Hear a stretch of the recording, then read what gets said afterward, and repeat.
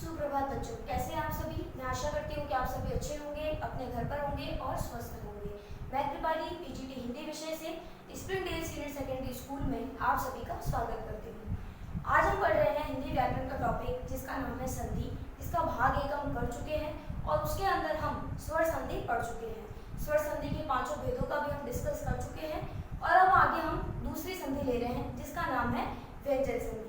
तो व्यंजन संधि के कुछ नियम हैं, तो नियमों के माध्यम से हम समझेंगे कि व्यंजन संधि किस प्रकार से बनती है। तो व्यंजन संधि का पहला नियम क्या कहता है कि वर्ग के पहले वर्ण का तीसरे वर्ण में परिवर्तन हो जाना। अब ये कैसे होगा? जैसे यदि वर्ग का पहला वर्ण, कोई वर्ग दे रखा आपको, क वर्ग है, ट वर्ग है, त वर्ग है, क ख ग घ ङ ये क वर्ग होता है, च छ ज झ ण ये च वर्ग होता है। तो इसी प्रकार क वर्ग का यदि पहला वर्ण, ठीक है, क्या कह रहे हैं कि वर्ग के पहले वर्ण का तीसरे वर्ण में परिवर्तन। तो क्या कह रहे हैं, यदि वर्ग का पहला वर्ण आता है, वर्ग का पहला वर्ण, पहले वर्ण क्या होंगे? जैसे क हो जाएगा, च हो जाएगा, ट हो जाएगा, त हो जाएगा, प हो जाएगा, इस प्रकार से। ये क्या है? वर्ग के पहले वर्ण है, जो शुरुआत वाले वर्ण है ये वो है। अब आगे कह रहे हैं कि का मेल किसी तीसरे या चौथे वर्ण से होता है। जैसे तीसरा वर्ण क्या हुआ? क का क ख ग, तो इसका ये घ हो जाएगा, च छ ज, ठीक है, ये वाला ज हो जाएगा, ठीक है। इसी प्रकार दोनों ले सकते हैं आप, तीसरा और चौथा, तो ग और घ दोनों आ सकता है, च में ज और झ दोनों आ सकता है। इसी प्रकार से ट में ड ढ, ट ठ ड ढ ण होता है, ड और ढ, ये तीसरा है, ये चौथा है। यहाँ पर मैं नंबर लिख देती हूँ, ये तीसरे वर्ण है, ये चौथे वर्ण है और ये पहले वर्ण। वर्ग के पहले वर्ण का जब तीसरे या फिर चौथे वर्ण से मेल हो जाता है तो ये व्यंजन संधि का नियम कहता है कि वो उसमें बदल जाएगा। इसी प्रकार से त थ द ध न, तो क्या होगा? त थ द और ध। इसी प्रकार प फ ब और प फ ब भ, ठीक है। तो ये आपका तीसरा और ये चौथे वर्ण है। अब हम आगे देखते हैं कि ये संधि बनेगी कैसे। तो आगे हम देखते हैं कि जैसे यहाँ पर हम लिखते हैं क प्लस ग, तो क्या बनेगा? क प्लस ग, जैसे दिक प्लस, जैसे हम क में अ जोड़ते हैं तो हमें मिलता है ग, ठीक है। क में यदि हमने अ जोड़ा तो हमें ग मिला, क्योंकि उच्चारण ग और अ का सेम है।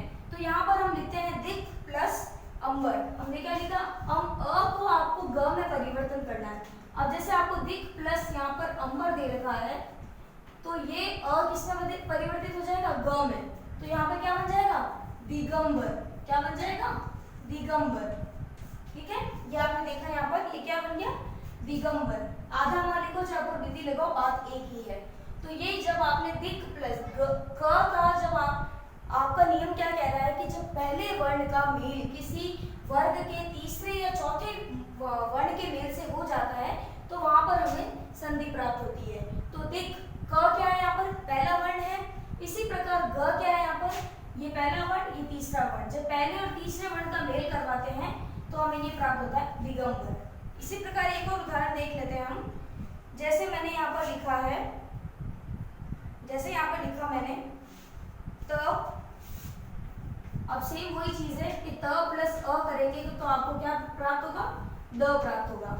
त प्लस अ करेंगे क्योंकि त वर्ग का तीसरा अक्षर आप देख सकते हैं द आ रहा है, तो वहां पर हमें द ही प्राप्त होगा।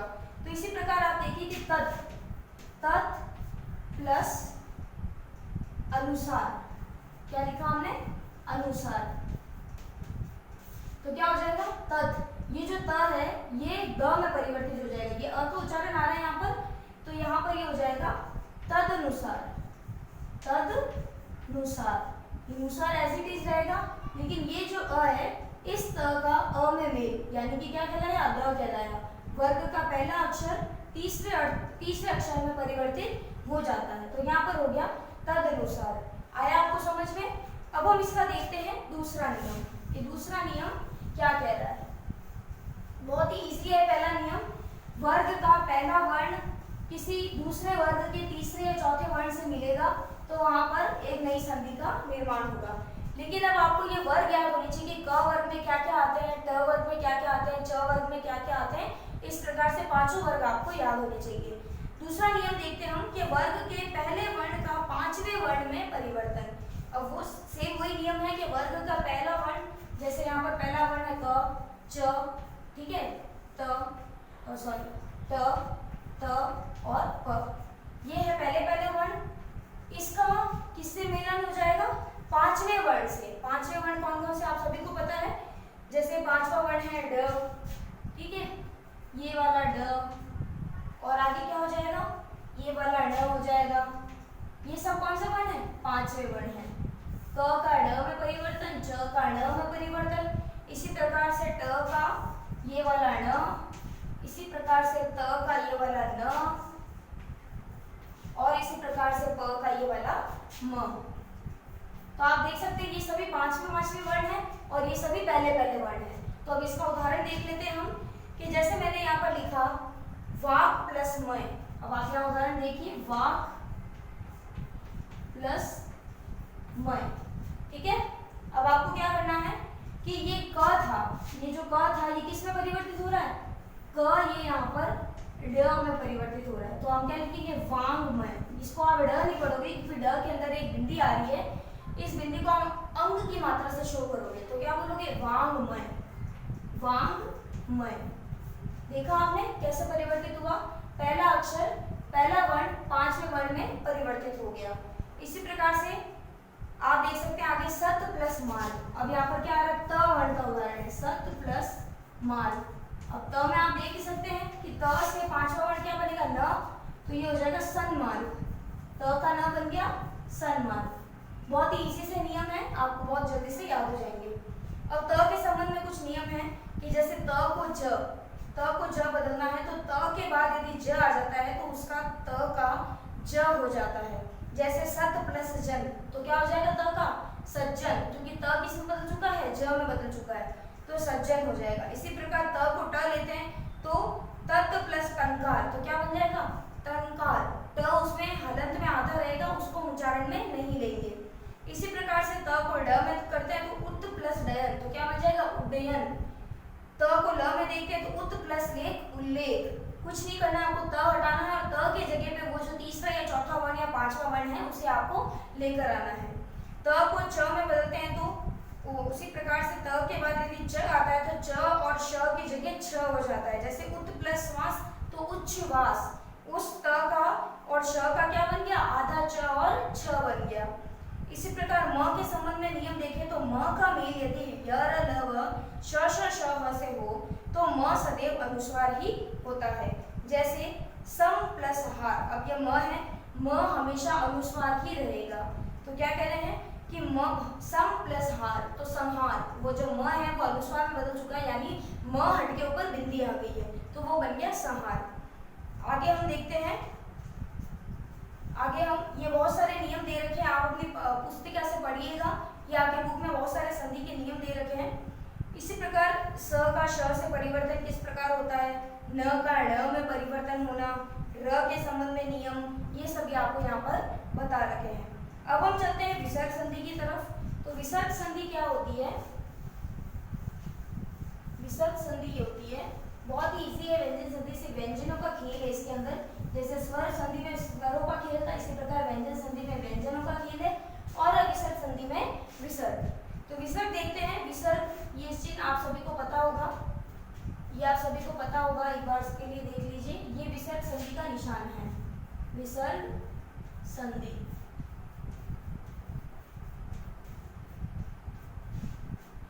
तो आगे हम देखते हैं कि विसर्ग संधि के साथ, विसर्ग के साथ स्वर का व्यंजन के मेल से जो परिवर्तन होता है उसे हम विसर्ग संधि कहते हैं।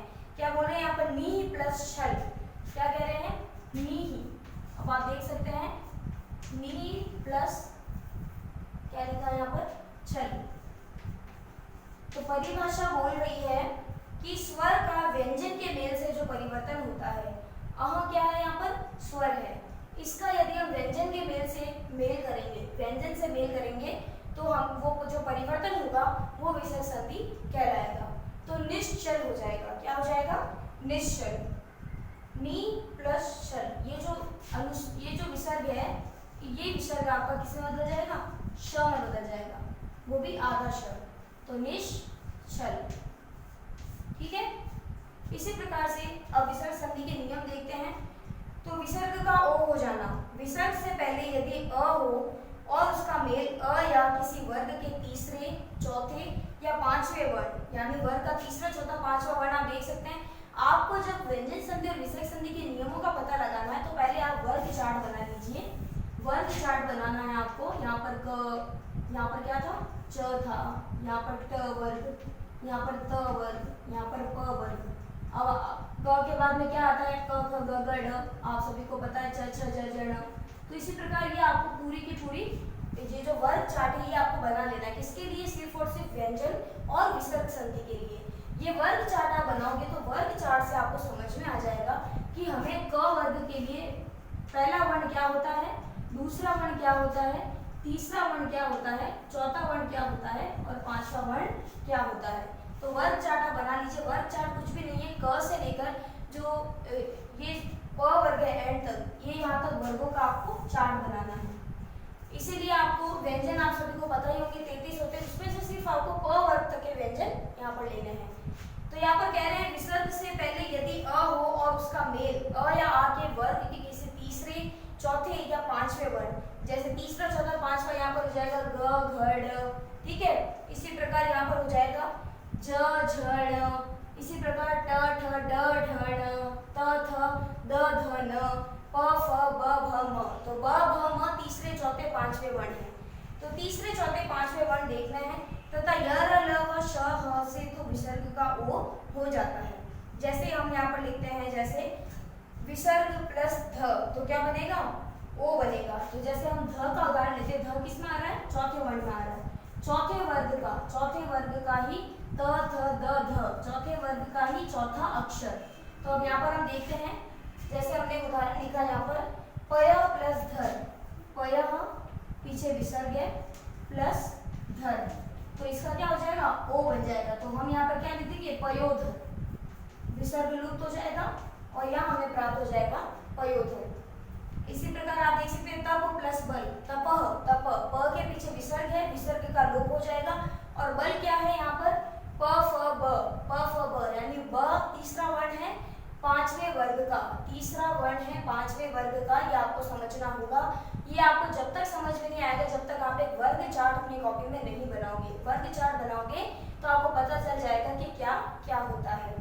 तो इसी प्रकार आगे हम देखते हैं मनः प्लस योग। तो मनः में से जो विसर्ग है वो लुप्त हो जाएगा और मनः प्लस योग से बन जाएगा मनोयोग। कुछ नहीं करना है विसर्ग संधि का, विसर्ग का ओ हो रहा है यहाँ पर, एज इट इज जो शब्द लिखा है वो एज इट इज आ रहा है, बस यहाँ पर ये जो चीज है इसका यहाँ पर ओ हो रहा है। क्या हो रहा है, ओ।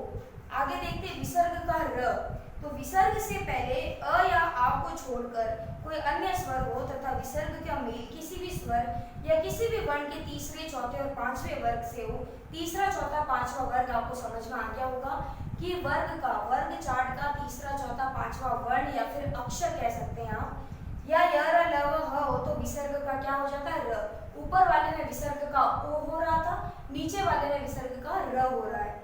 अब देखते हैं हम, जैसे नी प्लस धन, नी प्लस धन, ये हमने उदाहरण लिखा यहाँ पर, नी विसर्ग प्लस धन।